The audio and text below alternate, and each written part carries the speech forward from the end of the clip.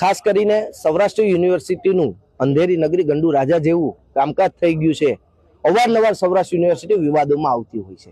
એમાં ખાસ કરીને સૌરાષ્ટ્ર યુનિવર્સિટીમાં પરીક્ષા લેવી અને પરિણામ જાહેર કરવું એ તો ખૂબ જ કહી શકાય ને કે ભગવાન જેવી સિસ્ટમ થઈ ગઈ કે આપણે ભગવાનના દર્શન ક્યારેક જ થતા હોય એવી રીતના સૌરાષ્ટ્ર યુનિવર્સિટીમાં પરીક્ષાના અને રિઝલ્ટનું જે છે એ ક્યારેક દર્શન થતા હોય છે। ત્યારે આપણે જોવા જઈએ સૌરાષ્ટ્ર યુનિવર્સિટીમાં જે LLB સેમ 1 ની પરીક્ષા 1 વર્ષ પહેલા લેવામાં આવી હતી, આજે વિદ્યાર્થી ચોથા સેમેસ્ટરમાં પહોંચી ગયો છતાં હજી સુધી પરિણામ જાહેર કરવામાં નથી આવ્યું।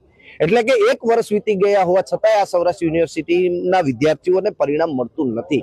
આ ક્યાંક ને ક્યાંક સૌરાષ્ટ્ર યુનિવર્સિટીના સત્તાધીશોની મોટી ફેલિયર હોય એવું અમે માનીએ છીએ। બીજો મુદ્દો છે અમારો કે જે 2011 થી લઈ અને 18 સુધીના વિદ્યાર્થીઓ કે જે 1-2 વિષય ફેલ હોવાના કારણે એક નવી વિશેષ તક યુનિવર્સિટી દ્વારા આપવામાં આવી હતી, એવી જ એક વિશેષ તક સૌરાષ્ટ્ર યુનિવર્સિટીના 2019ના એનરોલ થયેલા વિદ્યાર્થીઓને આપવામાં આવે, જેથી કરીને 1-2 વિષયમાં ફેલ વિદ્યાર્થીઓ પોતાનું ગ્રેજ્યુએશન અથવા તો માસ્ટર પૂર્ણ કરી શકે। આ સિસ્ટમ જે સૌરાષ્ટ્ર યુનિવર્સિટીની અત્યારે જોઈએ છે હાલ, મને એવું લાગે છે સૌરાષ્ટ્ર યુનિવર્સિટીએ એના સત્તાધીશોએ એક દૃઢ નિર્ણય કરી લીધો હોય કે આપણે આ યુનિવર્સિટીમાં તાળું મારી અને પ્રાઇવેટ યુનિવર્સિટી ખોલી નાખવાની હોય એવું અમને લાગી રહ્યું છે। ત્યારે આજે યુનિવર્સિટીઓ વિરોધ કરશે કે ભાઈ આ રિઝલ્ટ તાત્કાલિક આપવામાં આવે।